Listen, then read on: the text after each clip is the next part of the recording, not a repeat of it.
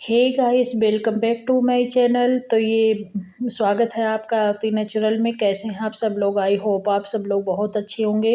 तो ये मेरे बेटे का बर्थडे का ब्लॉग है। यहाँ पे खीर पूड़ी सब्जी मेरी बन गई है और मैं सुबह सत्यनारायण की कथा करवाती हूँ उसके बर्थडे में। जब से वो पैदा हुआ तब से हर साल का यही है कि सुबह सत्यनारायण भगवान की कथा होती है। तो यहाँ पे कथा शुरू हो गई है। बेटा ही बैठ गया है कथा में। जब ये छोटा था तो हम लोग बैठते थे। तो ये देखिए हवन हो रहा है, पूजा हो चुकी है और उधर मेरा खाना भी बन चुका है। पूड़ी बनाई है, साबूदाना की खीर बनाई है, सब्जी बनाई है, पापड़ सलाद ये सब था।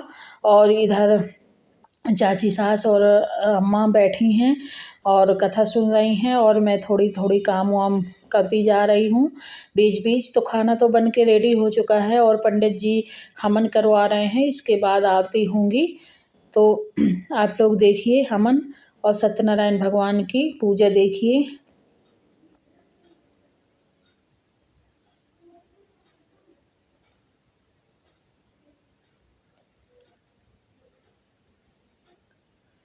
और यहाँ पे 27 नवंबर का ब्लॉग है। ये 27 नवंबर का बर्थडे है बेटे का जन्मदिन। तो मतलब 27 नवंबर का ब्लॉग है और डाल मैं आज रही हूँ 29 नवंबर को, क्योंकि टाइम ही नहीं मिला। बर्थडे के दिन तो बहुत ज़्यादा काम हो गया था कि बस पूरा दिन लगे कि बस मतलब दिन में काम था काफ़ी।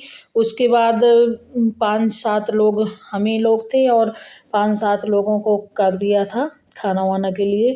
बेटे के दोस्त वोस्त हो गए थे। तो काम करके इतना थक जाना होता है ना, शाम को तो लग रहा था कि बस कमर में दर्द हो रहा था। हालांकि वो अपने दोस्तों के साथ बाहर भी बर्थडे मनाया होटल में। मतलब होटल में क्या, केक एक काटा बाहर भी और उनको समोसे वमोसे जो भी पार्टी दी। लेकिन घर में इतना मैं करवा ही देती हूँ। घर में सत्यनारायण की पूजा और केक काटना और जो अपने रिलेटेड हैं 1-2 लोग उनको खिला देती हूँ। पंडित जी खाते ही हैं और जो मिस्त्री काम में लगा था उसने भी खाया और चाची सास पिताजी अम्मा सब लोग थे, मतलब सब लोगों ने खाया। और उसके बाद फिर बस शाम को तो लग रहा था कि बस केक काटो और आराम से सो जाओ। यहाँ तक कि मैंने ना जब केक कटा तो मैंने ना साड़ी चेंज की ना कंघी की थी। बस शाम को लग रहा था बस अब लेट के सो जाओ सो जाओ। जब उसका केक कट रहा था तो मैं लेट गई थी, बहुत थकी थकी सी थी और बस लगे कि अब मैं सो जाऊं। तो जैसे तैसे बेटी, छोटी बेटी थी तो उसने गुब्बारे उब्बारे रख दिए, ज़्यादा डेकोरेशन नहीं किया क्योंकि ये काफ़ी लेट आया था दोस्तों के साथ बर्थडे मना के। तो कि फिर कोई तैयार नहीं हुआ क्योंकि सब थक गए थे दिन में और नींद भी आ रही थी। तो बस फिर मैंने ऐसे ही केक कटवा लिया। मैंने कहा चलो थोड़ी गुब्बारे उब्बारे कर दो, ज़्यादा डेकोरेशन की ज़रूरत नहीं है क्योंकि रात भी हो गई थी और थकान भी हो गई थी। तो मैंने ना ही साड़ी बदली थी ना ही कंघी की थी, बस वही सुबह की जो की थी पूरे दिन में। तो बस लग रहा था बस काट ही लो केक और बस हटाओ, क्योंकि पहले ही वो फ्रेंडों के साथ अपने काट के आया ही था उनको पार्टी वाल्टी दे के। मतलब पार्टी में क्या समोसे वमोसे खिलाया था। तो वही अब मैंने कहा चलो यहाँ पर भी काट लो। तो बस उसने काटा और सबको खिलाया। और आप सब लोग मेरे बेटे को ढेर सारी शुभकामनाएं दीजिएगा, अपना प्यार दीजिएगा और अपना ढेर सारा आशीर्वाद दीजिएगा। और क्योंकि बच्चों से ही सब होता है, बच्चे खुश रहें तो माँ बाप अपने आप खुश रहते हैं। तो मैं भी ऐसे ही टीका करने चली आई थी, ना साड़ी चेंज की थी ना ही कंघी वंघी की थी, वही ऐसे ही चली आई थी। मैंने कहा चलो टीका कर दूं और उसको केक खिला दूं थोड़ा सा और फिर जाके लेट खाना दिया सबको और बस फिर लेट ही गई।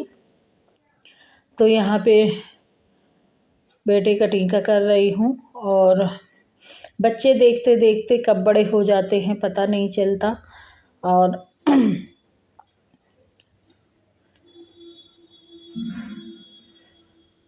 बेटा 17-18 का हो गया, 18 साल का।